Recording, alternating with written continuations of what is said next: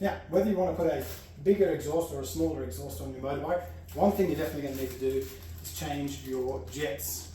Now, this particular motorbike came with a stupid loud exhaust in it that I hated, and I managed to find a factory one to fit. As soon as I put the factory exhaust on, it ran like garbage. It wouldn't idle. It would flat spot at high speed. It was terrible. So what I did, I put the factory jets back in. I paid $16 for a whole bag of jets for the Keihin carburetors, which you'll find on most Japanese motorcycles, and they'll fit pretty much most of the sort of stuff from this era, so 2009. Most importantly, we want to make sure we've got the right air-fuel ratio, and the jets will do that for us. As soon as I put the exhaust back on, like I said, didn't run very well. So today we're going to see how we can do it. We don't have to do too much. We can rotate the carburetor, and I'll show you where they are, how to get them out, which ones to put in, whether you're going bigger or smaller on your exhaust, and hopefully we can get some tune as well, get the air-fuel ratios correct for these bikes. This thing is a dream now with the correct jets. Now, they had really big jets with big exhaust, and I've put small ones in for the small exhaust. Okay, so these are the jets in question. We have the pilot jet for all our idling needs. We're going to put the right size idle jet in, usually around 45 for a CRF, depending on how high above sea level you are and how you want it to idle. And we have a main jet, somewhere between 150 and 165 on these CRFs. These run a needle in the top. So as the needle is pulled out, as you accelerate, they allow more fuel in on the main jet. That's your power jet, other sort of terminology for it. I've got a full set here, and I'm going to run mine back to factory spec, which I already have done. I'll show you the ones that I've got in there.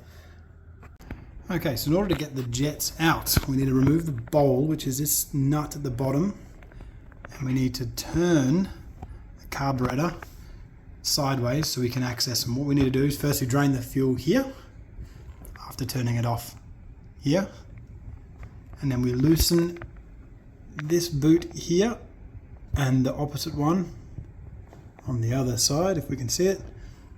There's basically a Phillips head screw for that one, and we turn the carburetor with the bottom coming this way towards the camera, and we will be able to access the jets.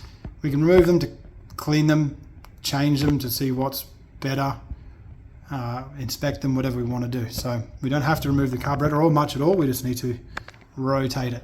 Okay, fuel off, appropriately sized screwdriver, and there's a little worm in here. You can turn it. The more you turn it, the more fuel will come out into my container. Oh, yeah. So we drain all that out so we can take the bowl off without getting petrol all over ourselves. And we should be good to rotate the carby after this. Right, with the fuel drained, I've loosened that one there. That's 8mm, or you can use a Phillips head screw. And there's another Phillips head screw just in there, that one, by the air intake side. Now we should be able to rotate the carby as much as we so desire to try and undo this bottom bowl and get these jets out, clean out the bowl. I'll probably remove this line as well, just because it's going to be in my way, and I know there's no fuel in it now. Let's get started. Alright, so super easy. It's a 17mm socket to crack this bowl. I'll wind it off. There's an O-ring on that as well. That's going to go again in my world, but change it if you like you need. And inside there, that's your power jet, your main jet. And up the top, you can probably just see it, is the pilot jet. Pilot jet comes out with a flat blade screwdriver. They're both threaded as we saw earlier, and the main jet comes out with a little socket. Wind them out, give them a clean if you need to, and decide whether you're going to go bigger, smaller, or what you're going to do depending on your symptoms. Is your bike leaning out when you shut the throttle? Does it pop and bang out the exhaust? Do you need a bigger pilot jet? That's usually a bit of an indication that your pilot jet's a bit small, or you need to adjust the fuel mixture. And your power jet. Do you want to go big on the power jet? Do you want to just add fuel for fun or not? Obviously, if you're putting a big exhaust on, you want to go bigger on the power jet. If you're going smaller like I am, you want to jet it down a bit and find that happy spot. You might need a bit of tinkering around. That's why I sort of recommend buying the full kit of jets was $16, and you can change them as much as you like and adjust. There's also the needle has clip positions. I'm on clip position 3. The needle sits in top. There's 3 bolts that undo that with an O-ring. You can get that from above with the fuel tank off.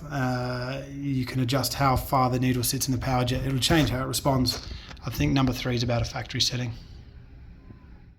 It's definitely worth cleaning the bowl while you're here as well, just to mention. You can see how much crap is in my bowl, and this hasn't been in for that long.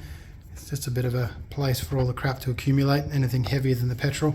So give that a clean out, change your O-ring if you've got one, if you don't want it leaking, and yeah, good luck.